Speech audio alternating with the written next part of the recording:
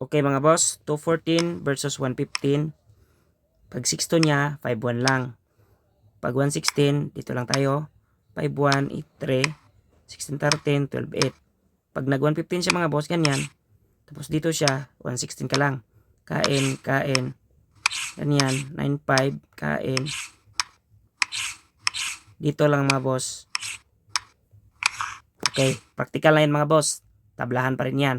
Balik natin. 214, 115, ganyan. 116. Okay.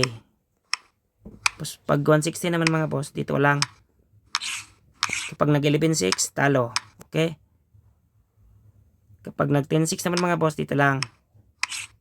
Tapos pabalikin. Ganyan. So dama mga boss.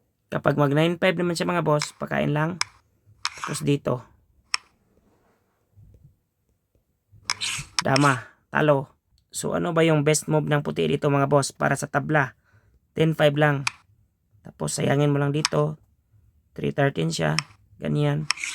Pakain. Kain dalawa. Kain. Kain. 10-5. Tapos atras siya mga boss. Okay. Practical na mga boss at tabla na yan. Thank you.